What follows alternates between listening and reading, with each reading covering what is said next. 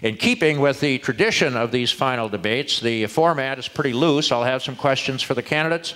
We'll be taking questions from those of you here at the Fitzgerald Theater, and the candidates will have a chance to ask each other a question as well.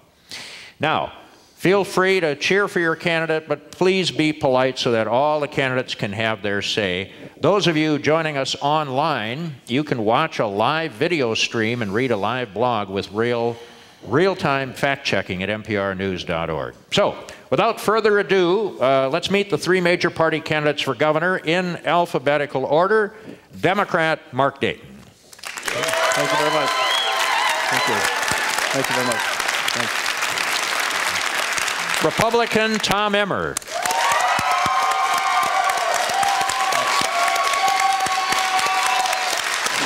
Independence Party candidate Tom Horner. So there are your candidates. One other thing, if I may, before we get started. This is the 26th debate that these gentlemen have participated in since the primary in August. 26th one where all three have been on stage. That's more than 2 a week. Now, in most states, you're lucky if your candidates for governor have 1 debate, 2 debates, maybe 3 debates, if they really go wild and crazy. We've had a chance to hear from these candidates over 24 times, at length, in remarkable detail, on the major issues facing the state of Minnesota. I think that the state of Minnesota has been very well served by these gentlemen, and I think they all deserve a rich round of applause. Thank you, Jay. Thanks, Jay.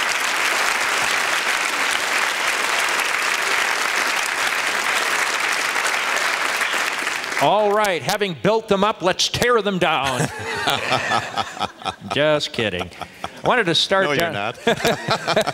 Wanted to start, gentlemen, with a couple of questions, one for each of you about this Minnesota Public Radio Humphrey Institute poll that came out last week, not the horse race poll. This was the one that asked about attitudes, Minnesotans' attitudes about taxes and spending. One of the findings, Representative Emmer, was that 2/3 of the people surveyed said they want to see higher taxes. 2/3. Does that give you any second thoughts about your position opposing any tax increase? No, actually, Gary, it does not. And the other part of it was they want to see less spending and they want to see less services, which I found interesting as well when you talk about this survey. We don't know, the three of us, and maybe my 2 colleagues have actually studied the questions that were asked in the survey, but a lot of times you get the response based on the question. I would say this, to those people that are talking about higher taxes, like my colleagues, it really isn't a matter of not having enough revenue. It's a matter of not setting our priorities and making sure that government purchases the services within the revenues we have. I give the example all the time. You got the state of Minnesota that spends close to $60 billion every 2 years. The state of Colorado is roughly the same geographic size, and I believe it's within about 0.5% of our population. Granted, nothing's apples to apples, but the state of Colorado spends closer to $40 billion every 2 years. And again, it's a matter of making sure that the resources we have are purchasing the services that we expect. And that's going to be important for the next governor, next legislature, to explain to people this is what we're doing. And again, I'm the only one that's put out a budget that balances the state's budget within the additional revenues that we're going to have, about 7 to 8% in more revenues in the next 2 years. And I think that's what the public expects. They want you to provide the services within the revenue the government has. But does it give you any pause that perhaps a large number of Minnesotans actually want and support tax increases? Actually, no, Gary. Again, I'll say it. Minnesotans want good government. They want efficient government. Okay. Right now, they've been led to believe by the same mantra that we hear even from my colleagues, that you got to raise billions of dollars of new taxes or we're going to cut your services. That's not true. It's time to start redesigning government to deliver those services in an efficient manner and within the resources that we have. Once we start doing that, let people keep more of their resources and start growing jobs again in the state of Minnesota. That's how you get your economy moving again. Tom Horner, same poll, says that all these people who say they like higher taxes are not fond of raising the sales tax. They're all support, not all of them, but most of them vast majority prefer raising the income tax. Do you have any second thoughts about your plan? No, because I do think that we need tax reform. And what we have seen is that when Minnesotans had the opportunity to vote on a tax in 2008, they voted overwhelmingly to raise the sales tax, to protect the environment, to protect our natural assets, to invest in the arts. I mean, it led the ballot. So I think what we really see is that when Minnesotans believe that the money is going to be used for purposes that they believe in, they will support tax reform. And that's what I've proposed. You know, what we see in the polls is when you ask them, do you want to get a free ride by cutting spending for the poor? Do you want to get a free ride by taxing 4% and everybody else gets off scot-free? Of course, everybody in a poll is going to say, sure, don't tax me, tax the guy behind the tree. When they actually have had to vote on it, when Senator Dayton last ran for governor, he supported an expansion of sales tax. When you look at Democrats in the Senate, they've supported proposals closer to mine. The business-led tax reform commission appointed by Governor Pawlenty ended up where I did. And so I think as Minnesotans understand, what I'm really proposing is reduce the sales tax, cut it, so that when you're buying big ticket items, those items that really affect a family's budget, appliances, furniture, you're going to pay less. And then we will broaden the base, but do it in a way that's fair. I think that's what Minnesotans are looking for, with the leadership to say we then will spend the money in a way that you can trust, in a way that goes for the good purposes that Minnesotans want. Mark Dayton, the other half of that poll, as Representative Emmer pointed out, other half of that poll found that a majority of those surveyed actually favor smaller government and reduced services, not the more expansive government that you've talked about, really. Any second thoughts about the promises, the goals that you've laid out in the campaign? Well, I'm not proposing expanded state government, Gary. In fact, I'll work with the private sector advisors to look at how we can find greater administrative efficiencies and savings that way. But 95% of the state budget goes half to education, 30% to health and human services, 9% to public safety, 5% to public safety, 9% to property tax relief and local government aids, and 3% to the debt service. And the reality is, we're going to have 124,000 more people living in Minnesota over the next 2 years, and we're going to have 14,000 more students in our public K-12 schools. So, if you look at some of these increases that Representative Emmer refers to, the reality is those dollars are going to help people. They're going to help school children to prevent having more districts go to 4-day school weeks, to reduce the overcrowding in our classrooms, to work with an aging population. 88% of our health and human services budget goes to the elderly and to children and to people with disabilities. So, these dollars are translated into services for people, and they're reflective of the values of Minnesotans. And that's why we built a great state, because Minnesotans recognize our future does depend on education. They recognize that the elderly or those with disabilities are people who often need help. And so I just want to continue those essential services. Is it possible that all three of you are going to have a really tough time getting your programs, whatever those programs are, through the Minnesota legislature? It doesn't appear to be. We're talking to the legislative leaders the other day, and it doesn't appear like there is a big appetite for raising the income tax on the wealthiest. Doesn't appear to be much of an appetite for expanding the sales tax to clothing. Doesn't appear to be much of an appetite for cutting $6 billion in state spending. So whoever gets elected here, how are you going to get your program through the legislature? Mark Dayton? Well, the key, of course, is that we need job creation in Minnesota, as we do in this country, and that will increase revenues by more people working and paying taxes. Until that happens, the reality is, for every dollar of revenue you don't raise, you have to cut a dollar in spending. So, there'll be 201 legislators, each elected in their own right, properly so, and they'll have their own opinions about the governor's proposal. But the bottom line is, the end of the session, both the legislature and the governor have to meet a constitutional requirement to balance the budget. And so there'll be a negotiation, there'll be a collaboration, and that'll be part of the process that, if I'm governor, I'll certainly be engaged in. Tom Emmer? Well, no, I think that we have the best opportunity to pass what I'm talking about. First, Gary, we've got to start. Your question is based on the premises that we got to cut $6 billion in spending. We keep saying it that way, and my colleagues keep talking about $5 to $6 billion that we're in deficit as if we're cutting spending. The next governor, the next legislature in this state will actually have 7 to 8% more revenue to spend. That's almost $3 billion more than current general fund spending in the state of Minnesota. So let's start from the premise that we have to operate within the additional revenues that we're going to have. And I proposed to get jobs growing again in this state immediately. I proposed reducing the corporate franchise tax by a point in each of the next 2 years. That puts approximately $360 million in the hands of our employers to start making capital investments and hiring again. Proposed a 10% exclusion on gross earnings for small businesses, those S corporations and LLCs, those people that actually file personal income tax returns, not corporate returns, expanding the angel investment tax credit, the research and development tax credit, reducing commercial property taxes. Gary, these things have bipartisan support in the legislature. Mr. Horner's sales tax proposal has a couple of people that have proposed it in the past. It has absolutely no chance of getting through the legislature. And Senator Dayton's proposal actually got 7 votes out of the House of Representatives last year. So I would say the plan that we provided is not only balanced and living within its means, but it provides instant incentives for growing jobs in this state that enjoy support from both Republicans and Democrats. Tom Horner.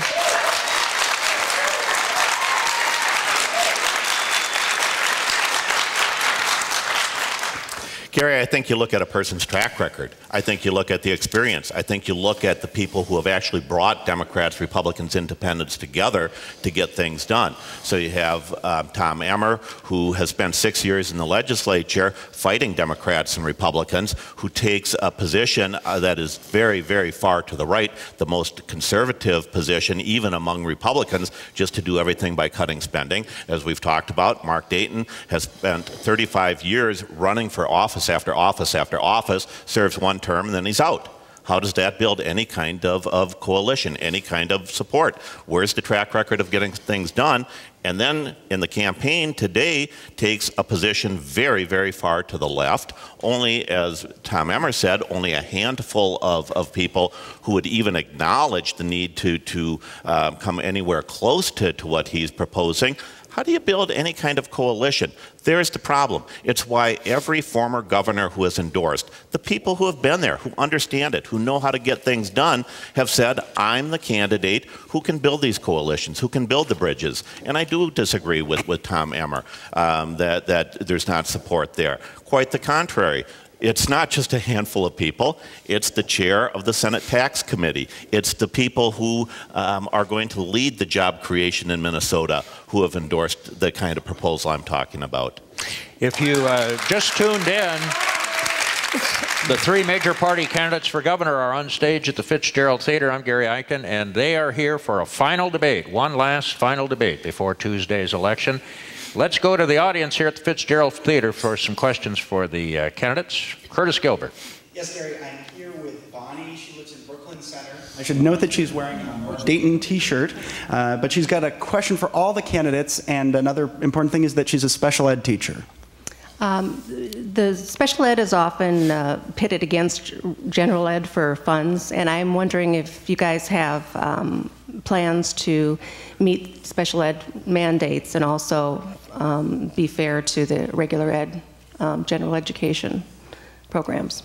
Tom Emmer, you want to go first? Absolutely. Bonnie, I think one of the problems with our special education funding is that it's not a set amount. It's based on number of students. It gives the wrong incentives, and it's not something that we can count on from year to year, and it creates this imbalance. I think first and foremost, when we talk about our K-12 education system, we've got to talk about reform from top to bottom. We've got to talk about making sure that the roughly $14 billion that we propose should go into K-12 education in the next 2 years, it allows professional educators and administrators to put those monies where they have to go, where they can get the highest value for the return, instead of constantly letting the union boss, which would be Tom Dewar, stop these reforms and keep us from putting the ample resources that we have where the greatest need is and where we can get the greatest value. Mark Dayton.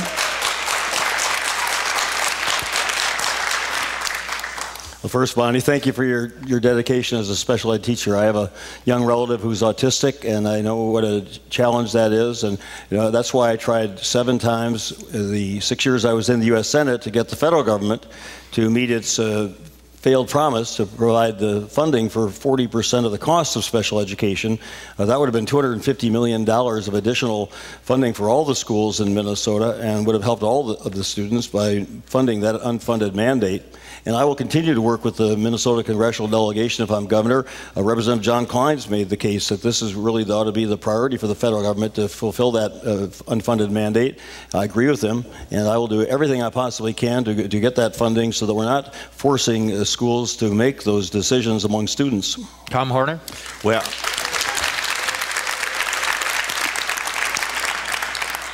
this is one more area where we need to start with the outcomes that we have to achieve. Instead of continuing to create all these silos where we're going to treat special education that way, we're going to treat gifted education this way, we're going to treat early childhood education another way, we really need to be smart about it and start with how do we make sure that every child coming out of our schools is prepared for the next step in his or her life, whether it's into the military, into a job, into more education. How are we preparing them to succeed, and then figure out what it is that we need to do to get that child there. And so certainly in special education, do we need to make some changes? Do we need to focus our resources? Without question. But it also starts back at early childhood education, at ECFE, the early childhood and family education, making sure that we have children coming into school prepared for success so that they can succeed whatever their ability level, that we're challenging them, that we're helping them achieve their highest aspirations, their highest abilities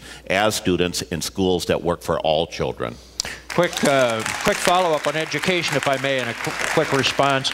Will schools for the next 2 years have enough new money to cover the added costs of increased enrollment and inflation? Mark Dayton? Well, the budget I'm supporting would provide for enough money, and this is coming from the state's econometric forecast, to fund at the current formula level the funding for the additional 14,000 students that are expected in the schools, which is why when Representative Emmer says he's going to provide just the same level of funding as the state and the federal stimulus money combined for the next biennium as for this biennium, and there are 14,000 more students, then on a per student basis, that results in a cut. I will continue that level of funding, and I will do my utmost to repay the shift. Tom Horner? Yes, if we move the money from administration into the classroom to make sure that the classroom is our priority, and if we're willing to be bold to do some of the reforms that I've proposed to make sure that we're allowing teachers to teach, that we have great principals in every school, that we're starting children prepared for success as they enter kindergarten. Tom Emmer? The answer is yes, as long as you're willing to take on Tom Doerr, the union boss for Education Minnesota. And I'll tell you, Senator, you just played that typical political game that people do. The state's commitment to education, the K-12 system, is roughly $13.3 billion right now. We've added $500 million to the budget that we proposed, so almost $14 billion.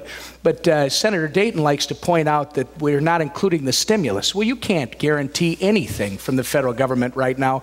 That's not responsible. Not only is the concept that you proposed, which is making promises about, I'm just going to keep increasing funding every year without any plan for where it's going to come from, because we're not growing jobs. Under your plan, we're pushing them out of the state.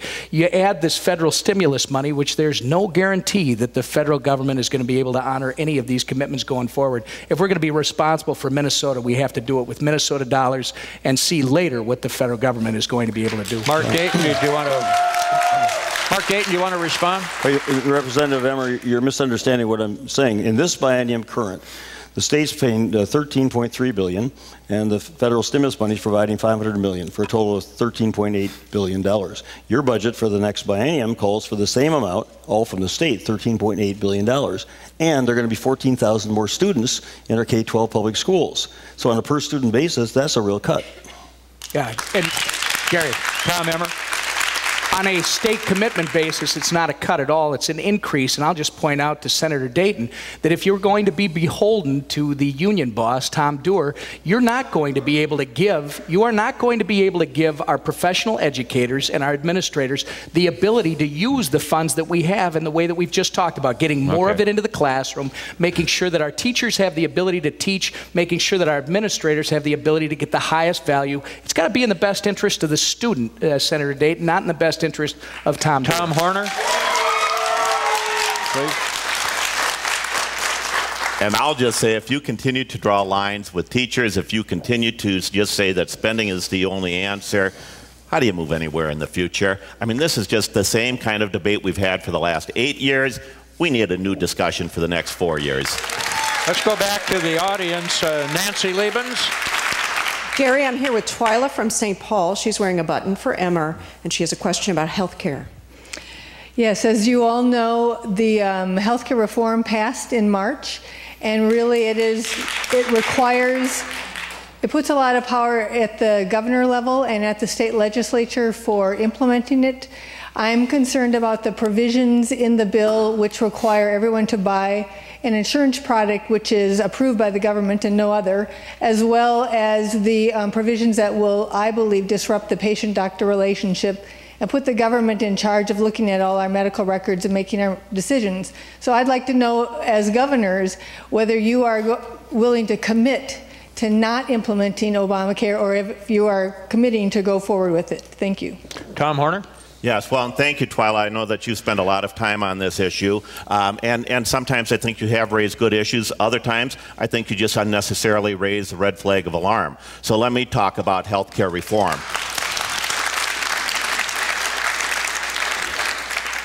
I think there are challenges, problems, weaknesses in the federal health care reform.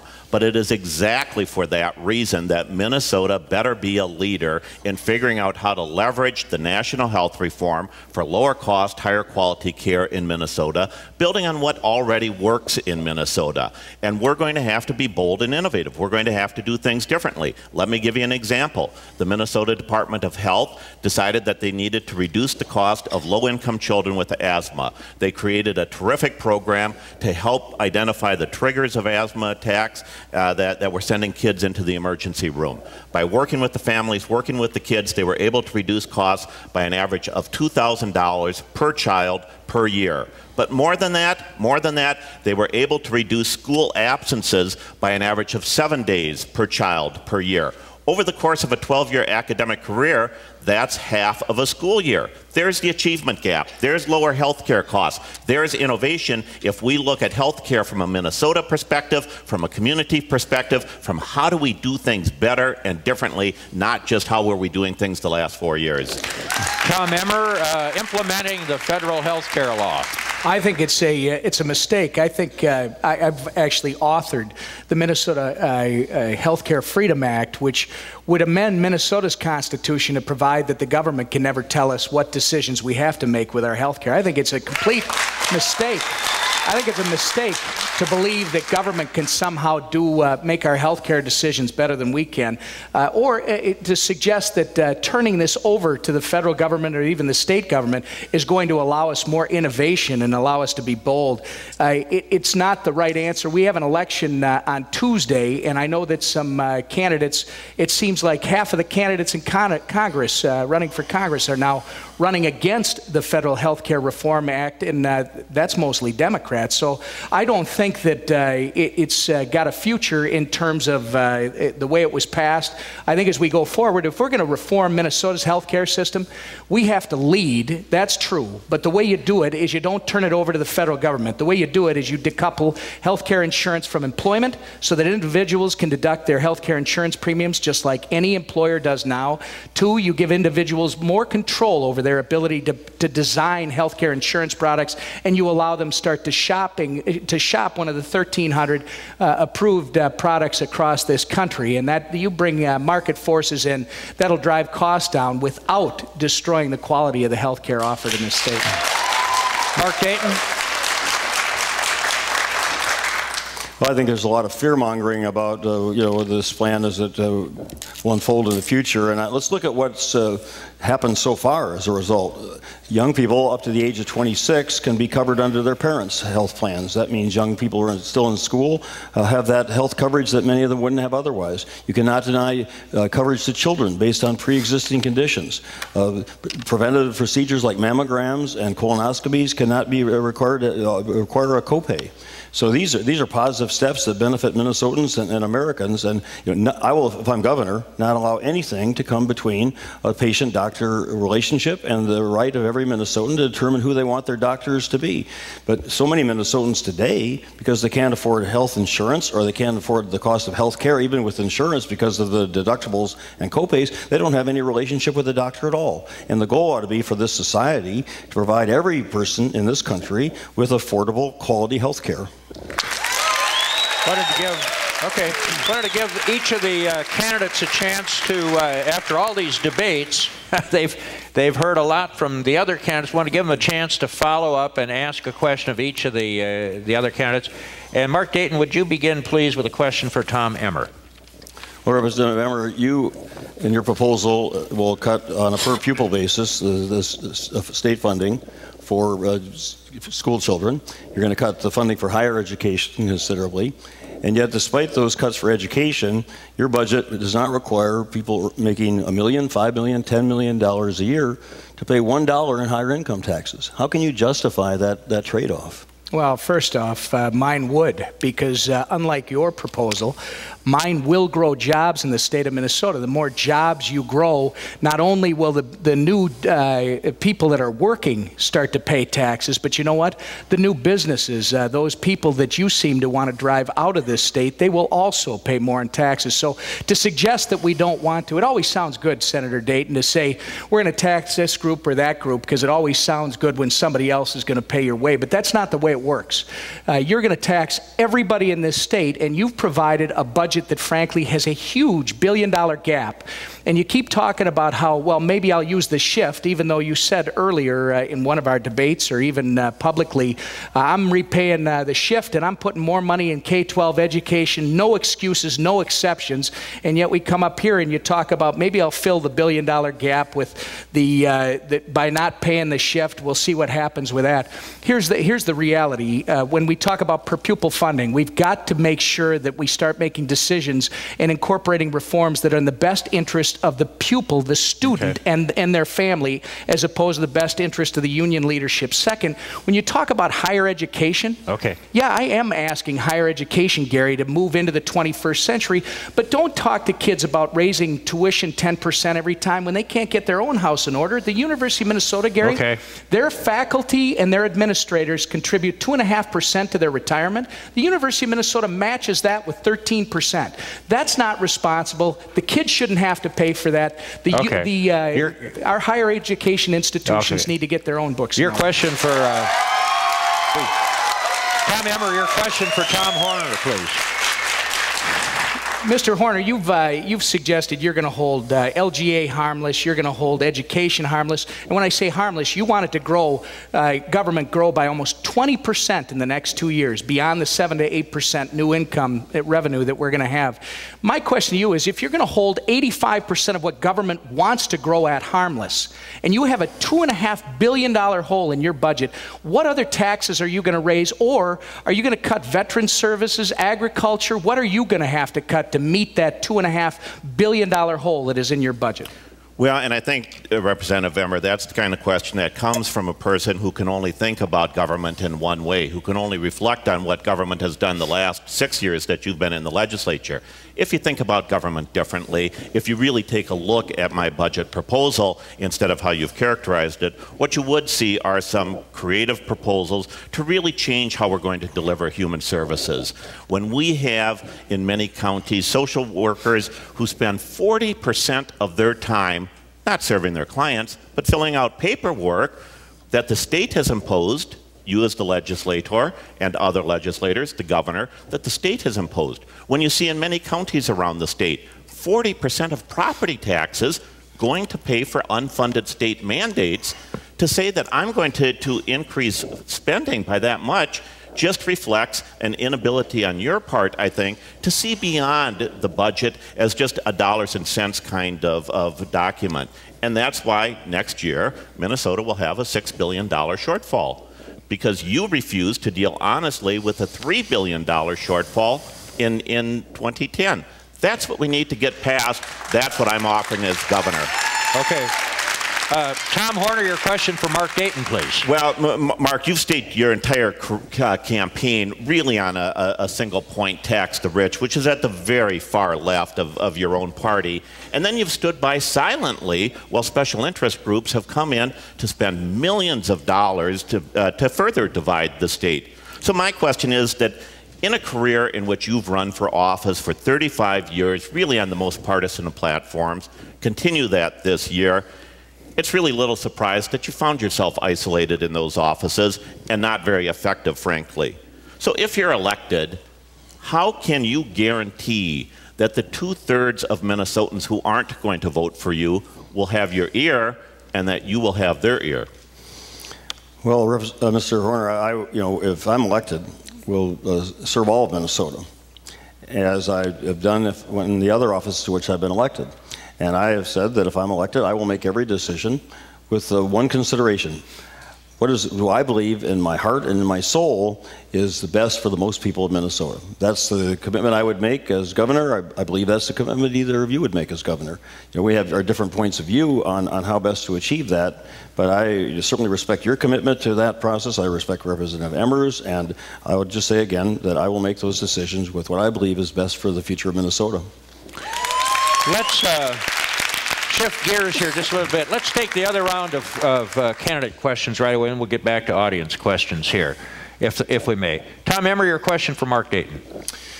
Senator Dayton, you have proposed a budget that has almost $1 billion shortfall. It's actually your second attempt, and you've acknowledged that it's almost $900 million short, so just shy of $1 billion. Well, at the same time, you're promising, and I know you call them goals, but we've been in several debates, and we've been with you as you promise all kinds of new education spending, as well as promising to increase education spending every year. We've listened to you talk about your tax plan. What other taxes are you going to raise? And please address the income tax as well. Are you going to go beyond the 11% that you've promised to raise income taxes to in this state? What other taxes are you going to raise to try and meet the not only the spending promises you're making, but the $1 billion hole that you've got in your budget? Well, Representative Emmer, as I've said, I will not raise the income tax rate above the highest, which is 11%, and the top I would raise it to is 10.95%. But going back to your not answering my earlier question, I do believe that people making $1 million or $5 or $10 million a year should pay a higher income tax rate than people making $75,000 a year, as is the case in Minnesota today. I believe in progressive income taxes. I think those that are most successful, and I applaud them for their success, should be paying a share of their taxes that they're not today in state and local, whereas you, with your budget, will increase property taxes on middle income taxpayers. The Minnesota Department of Revenue, we've agreed as our arbiter, says the property tax falls 5 times more heavily on middle income taxpayers than it does on the upper income taxpayers. And as I've said clearly and repeatedly in his response to these debates, the $890 million that remains in my budget, if I can't find those savings, and I think I'll find hundreds of millions of dollars by going in with management consultants, but I can't put a number on that. That's what they've told me they've achieved with Republican and Democratic governors in other states. Whatever I can't, I will have to delay some repayment of the shift. I would like to repay the shift because I believe within increasing the state commitment to education, squaring our accounts financially with the schools, then increasing funding for early childhood education and for optional all-day kindergarten. Those are goals, but they're goals that I believe are better for Minnesota school children than allowing the wealthiest people to avoid paying their fair share of taxes, as you would. Tom Horner, your question for Tom Emmer, please. Well, because I think this whole issue of how are we going to engage the public, how are we going to unite the public, how are we going to bring Minnesotans together around a common purpose really is so important, whether you talk about jobs or restoring trust in our government, that I want to ask Representative Emmer a variation on the same question that I asked Senator Dayton. In the same way that Senator Dayton has staked his campaign on a simplistic slogan so far to the left, you've staked your campaign on a single bumper sticker slogan to the right of just cut spending. And yet you've earned a reputation in the legislature as a person maybe fairly described as more intense about politics than policy. I mean, even members of your own party have complained about the harshness of your attacks on them. So my question to you is the same question. If you're elected, how can you guarantee the 2/3 of Minnesotans who won't be voting for you that you will listen to them or that they will listen to you? Well, and I appreciate that, Tom. You and I have just gotten to know each other through this process, so I'm not so sure where you get your information. I have great relationships with both Republicans and Democrats in the Minnesota House of Representatives and the Senate. More importantly, I have great relationships with people out on Main Street. And I don't know where somebody comes out and says it becomes extreme or it's to the right because you suggest that people should live within their means, that making sure you don't spend more than you have. I don't know when that became an extreme position. And I think you'll find, if you were traveling with me, that Minnesota agrees with us when we talk about living within our means. And stop taxing us so much that you're driving jobs out of the state of Minnesota. And Senator Dayton, I have to tell you, you keep talking about taxing the rich, but you're not doing that. You know, and I don't know how to be anything but respectful and direct when I tell you, if you were talking about taxing the rich, you'd be talking about taxing your trust accounts in South Dakota. You're talking about taxing income generators, income earners, people that are growing businesses in this state. That's going to drive jobs away from the state of Minnesota. It's going to kill the entrepreneurial spirit. That's what we got to watch. Mark, please. Mark Dayton, a question for Tom Horner. Mr. Horner, you've talked to your tax proposal about extending the sales tax to clothing and then to personal services. You've been unwilling to specify which personal services you would tax. Would you please do so before people vote on Tuesday? Which specifically personal services are you going to extend the sales tax to include? Sure. Well, good question, Senator Dayton. Thank you for that. And I know that at one point in your past political history, you agreed with the need to extend the sales tax. In fact, last time you ran for governor, you proposed a broader expansion of the sales tax on business. I've gotten older and wiser since then. You like to say that. I know that.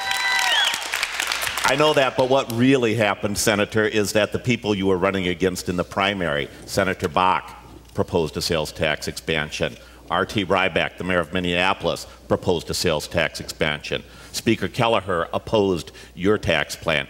I don't think you got wiser. I think you just stayed as political as you've always been. So let me answer your question, because it is a good question. You know, what I'm going to do is, and I've been very bold and very forthright about it, that I think we do need to lower the sales tax by a full %. We need tax reform. We have too many people in Minnesota who pay no income tax at all, and when that happens, there's a disconnect between the cost of government and what we pay. We need to have everybody have a shared responsibility in reducing the cost of government. And the way we do that is to expand the sales tax, to go to more of a consumption tax. We need to stop taxing investment and production. We need to start looking at more reliance on consumption. All right, back to the audience. Larissa Anderson, please. Gary, I'm here with Steve McEwen from Richfield. He's got a question about jobs. Yes, I keep hearing about job creation, but really nothing concrete throughout the whole campaign, I must say. What can any of you do, what actions can any of you do that can top, come January, the 21,000 jobs that would be created by signing on to the federal health care bill? Tom Emmer? Well, Stephen, first, I disagree with your premise that you believe that we're going to create 21,000 new jobs with the federal health care legislation. In fact, you may create as many as 160 or 165 new bureaucracies, which, if you think about it, Economics 101, that's going to suck even more resources out of our private economy to try and support something that, frankly, is not sustainable and it's really not responsible. I would suggest that if you go to our website, emmerforgovernor.com, you will see a very specific proposal. How do you create jobs? Government doesn't create jobs. Government actually creates the environment that allows entrepreneurs to thrive. That's who creates jobs. What you got to do, two things in the state of Minnesota. We don't need to be the cheapest place to do business in the country or in the world. We have the greatest workforce still. We just need to make sure we're competitive, and that comes from lowering taxes, streamlining regulation, so that we can allow the entrepreneurs in this state to start to thrive again. That's how you'll grow jobs, and we have provided a complete and detailed plan how to do that immediately in the next 2 years. Mark Dayton.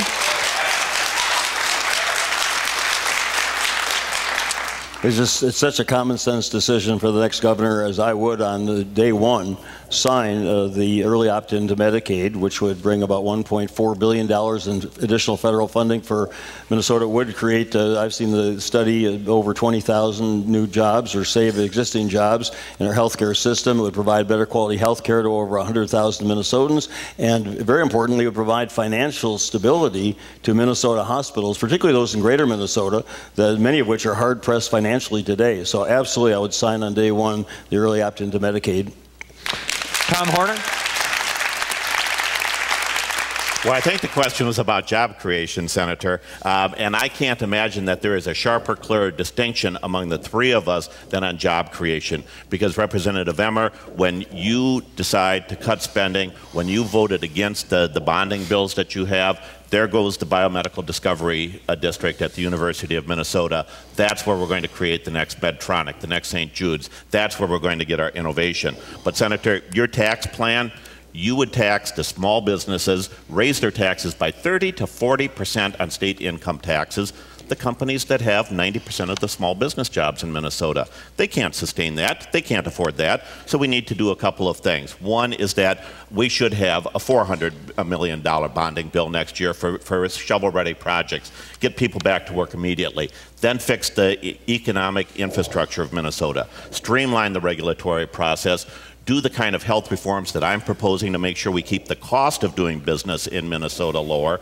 Keep investing in education, particularly our great two-year schools that are so important to local, regional economic assets. Invest in research and make sure that we are a state that is always competing on the basis of our great talent pool, because that always will be our competitive advantage. Back to the audience. Curtis Gilbert, please. Yes. Gary, I am here with Bob, and he lives in Rockford. He hasn't decided who to support for governor. He's torn between Tom Horner and Tom Emmer, and he has a question for all three candidates.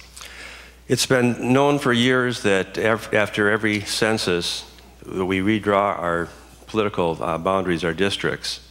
The term has been called gerrymandering, where the party in power will typically use their power to solidify their power. And it seems to be acknowledged that this causes a lot of problems in creating extremely liberal, extremely conservative districts that then become polarized, and it's been acknowledged to be a lot of the polarization that we see in our country as well as in our state with this kind of districting. Can I ask each of the candidates to comment on how you view gerrymandering, and can I ask you for a commitment that if you're the winner, that you would do everything in your power to not let that pollute our political atmosphere for the future? Tom Horner? Yes. Well, Bob, that's a great question, and I agree with you. I think that the one area in the next 4 years, the most important political reform where the governor will have an absolutely guaranteed role is in managing redistricting. And if we don't create more competitive legislative districts, There's no reason to expect that we will have Democrats willing to take risk if they're always in safe districts, or Republicans willing to take risk. We will have a continuation of the gridlock. So here's what I've promised, and I'm the only one who can make this promise, is that we will get it out of the political world. We will move redistricting to an independent commission, as has been recommended by some former governors, by experts who have looked at it, and we will do it in a way that reflects the best interests of Minnesotans, competitive, balanced legislative districts, not Democratic districts, not Republican districts, Minnesota districts. Mark Dayton.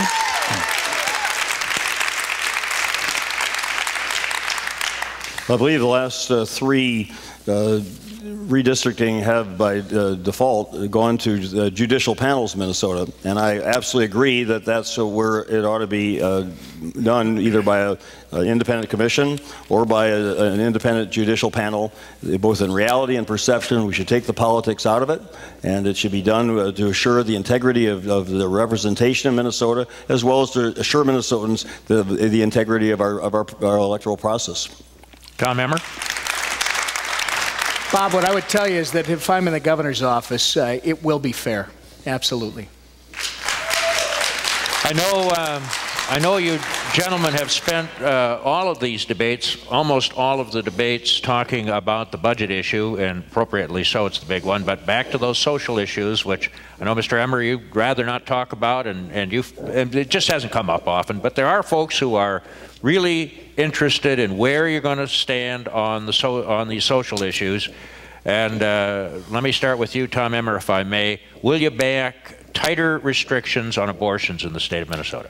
You know what, Gary? I've never said I won't talk about it. What I've said is, you know, I'm the only pro-life candidate up here, but that's not an issue. No, that is not an issue.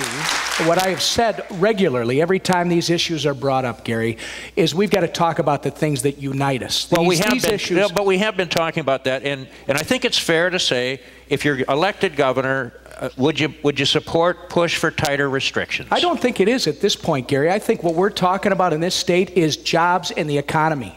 And if we keep focusing or trying to distract our attention to things that just slow us down and divide us, we're not going to do the things that we have to up front, Gary. This election, well, if the legislature sends you a bill which would tighten restrictions or relax restrictions on abortion, would you sign it or veto it? I answered the question. I've got a very clear record on where I stand when it comes to pro-life. I'm going to be a jobs and economy guy if I'm elected to the governor's office.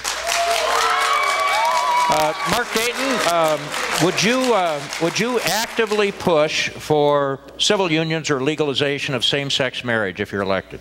I believe in marriage equality, and I believe that under the founding principles of this country, that all men and women are created equal, endowed by their Creator with certain unalienable rights, and among those are life, liberty, and the pursuit of happiness. That certainly should include the right of every Minnesotan to marry the man or woman he or she loves. So yes, I would support it, and I would promote it, and I would sign it. Tom Horner, would you actively push for either civil unions, same-sex marriage provisions? And, you know, for the last several years, both in my community service career as well as my professional career, I've worked for a terrific organization called Project 515 that works to eliminate the discrimination that are inherent in some of the statutes in Minnesota. Everything from making sure that same-sex families can get discounted fishing licenses same way as other families, all the way to more important decisions like end of life. I think we need to continue working in that area, but I also will advocate for marriage equality, because I do think that we ought to have a society, a state that embraces diversity, that respects equality. Lots of talk during the course of the campaign about health care costs. Clearly, the costs are going up so dramatically. Should the Minnesota Care program set up as a kind of safety net program for the working poor, should that be scrapped?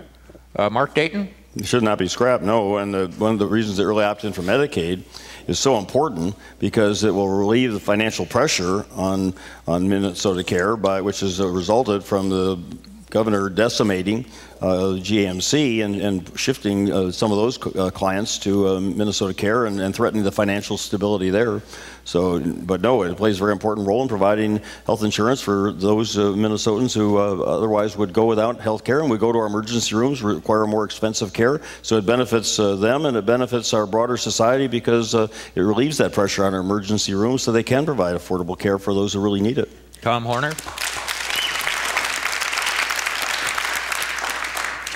Well, I don't think it should be scrapped, but I also don't agree that we can just take the status quo and make it a lot bigger. The cost of public health programs is unsustainable, and we do need to get a hold of it while we improve quality. And so I think there are a couple of things. One, I do agree that we ought to take the early opt-in to Medicaid, not because we get federal dollars, but because we can expand coverage, and we won't get to real reform if we don't expand coverage. But secondly, look at Minnesota, the state, the government, is the largest purchaser of health care in the state, for its employees, for public health programs. And we have yet to use that purchasing power with this governor, with this legislature, under Senator Dayton's proposal.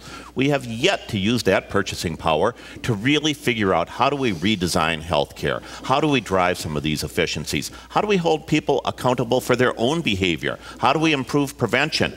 I'm the only one who has laid out specific programs to do that. Now, they're going to taking on some of the special interest in Minnesota, but we better do it. If we want to lower the cost and improve quality and expand coverage for Minnesotans, then we need to take on some of these challenges and take them on realistically. Tom Emmer? Senator Dayton, I would tell you, I don't think turning over our healthcare system to the federal government is it's not leadership for Minnesotans, and it's not a good idea for the long term. This early opt-in that you suggest is going to solve some of the issues with Minnesota Care, frankly, is the wrong answer. It's actually going to make it worse if you opt in to early MA. Think about it. You know, we've got 11 states that were given the opportunity to do this early opt-in. Only 2 accepted the offer, and they still have yet to get any money. There's no guarantee the federal government's going to come through with any of this. When you talk about Minnesota Care, Gary, Minnesota Care needs to be reformed. All public programs need to be reformed. They need to be more individual-based, not more government-based. They need to be more individual-based. And I presented a bill in the legislature which would turn Minnesota Care from the program it is right now, a turnkey, if you will, government insurance program where somebody comes in looking for this healthcare safety net, and they're absorbed into the government system. Their claims are administered by government employees, etc. The reform is more individual-based. Let's give them the same benefit, but with a private healthcare premium voucher where they can go participate in the middle class, with the middle class for their healthcare insurance, just like everybody else in Minnesota. Back to the audience. Nancy Liebens, please. Gary, I'm here with Marcia from Maplewood. She's deaf, and her question will be interpreted by Heather. When the ADA was passed in 1990, only 22% of people with disabilities were employed. Now, 20 years later, in 2010, that number has not increased. What will you do as governors to develop your jobs program for the state to end the discrimination and increase the number of people with disabilities who are hired? Okay. Let's see. Mark Dayton, why don't you go first, please? I'll start by leading with example. In my administration, hiring people with disabilities, because I agree with you, that's shameful that percent has not increased, and I will encourage private employers throughout Minnesota to follow my leadership and my example and hire people with disabilities, because I know they're incredibly talented people who have many contributions to make throughout our society. Tom Emmer? Well, I serve in the legislature with Representative Tory Westrom from Elbow Lake, Minnesota, and he's legally blind. To me, we have laws right now, Marcia, that deal with discriminating against anyone based on their physical condition. Age, physical condition. We need to enforce the laws that we have, and the most important thing we can do is start to grow jobs in this state so that there are more jobs that can be filled by people from every walk of life, including those that have to deal with physical disabilities. Tom Horner? But you know, with all due respect to Representative Emmer, I mean, that's the same kind of answer as the one you just gave on health care. Look, it's great to say we're going to give vouchers for everybody. It's great to say that you're going to give vouchers for health care to everybody, but if the cost of health care is too expensive, if you look at my wife is, as you know, Tom, I mean, my wife is a cancer survivor. If I don't win on Tuesday, we don't have health insurance, we're going to have a tough time buying it in the private marketplace. That's the reality, whether I have a voucher or not. And so with the disabled workers, here's the reality, is that we have cut important support services for the disabled, including personal care attendants. We need to make sure that we're creating the opportunity for all people to succeed, for all people to have the opportunity, for Minnesota to be a hospitable state for everyone, regardless of their ability. We don't have much time left, but I wanted to ask you, you gentlemen have been part of a really unique political experiment, social experiment, 26 debates. Is this a good way for future statewide candidates, Senate, Governor, to conduct their campaigns? Do you think this is a good way for the state to operate politically? Tom Emmer? In terms, Gary, of the debates we Yeah. Now, the next ones, should they be expected to run 26 debates? Well, I would never say that things should, because it works this time, that's the way you do it next time. You should always be looking at the circumstances that present themselves at the time you're talking about. But today, for somebody like me, this has been fantastic. I mean, I'm a guy from Delano, Minnesota that's raising this great family and trying to run a small business that nobody, almost nobody had heard of just 16 months ago. This has given me the opportunity with these two fine men to introduce myself to Minnesotans all over the state. It's been a great opportunity, I think. Mark Dayton? Gary, I think it's been terrific for Minnesota. I think it says so much positive about Minnesotans' interest in this election and our participation in the election process, which has always been one of the very best of any state in the nation. It's a great antidote for 30-second commercials and 7-second sound bites, and it's given people all over Minnesota a chance to see us firsthand and hear from us directly. Tom Horner? Yeah, you know, for me, again, I mean, I can't compete with the millions of dollars they've been able to spend out of their own pocket, their special interest groups. So for me, the forum has been terrific. The one change I'd recommend is that we do more of these debates in communities around the state and really get out, because part of the value is interacting with a live audience, dealing with the people. We ought to be part of greater Minnesota more than we have through the 26 debates we've done. Okay, before we wrap up, I wanted to give each of the candidates 30 seconds here to make a final pitch for your vote. Candidates drew straws. Tom Horner goes first. Well, thank you very much. It's been a great honor to run for governor. Here's the question that I hope you ask yourselves as you vote on Tuesday. Why is it that all of those who follow the election most closely, most of the newspapers around the state, local newspapers, former governors, the local officials who have endorsed me, all have come out and said, I'm the one person who can bring Minnesota together, who can create jobs, who can build a future. And so I'd ask you this. Vote your conscience. Go into the polls knowing that a vote for Tom Horner is a vote for Tom Horner and the people of Minnesota. Thank you. Independence Party candidate Tom Horner. Next up, Republican Tom Emmer.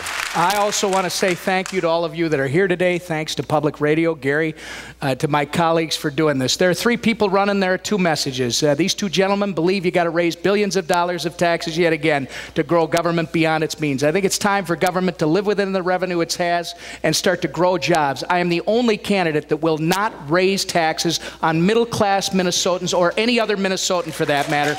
Appreciate your support. That's Republican Tom Emmer. And finally, Democrat Mark Dayton. I want to thank you, the people of Minnesota, for considering my candidacy, and I want to respectfully ask you for your support next Tuesday. I will be the jobs governor for Minnesota based on my experience as Commissioner of Economic Development twice for this state. I will go anywhere in this state, nation, or world where there are jobs to be gained for Minnesota. I will make taxes fair, and I will invest that money in education so we give every one of our children a chance to be successful in the global economy. The theme of my campaign is a better Minnesota, and if you entrust me with the office of governor, I will work every day and every night to create a better state for all of us. Thank you. Gentlemen, thanks so much. That's all the time we have this afternoon. Thanks to all the candidates for joining us, and good luck on Tuesday.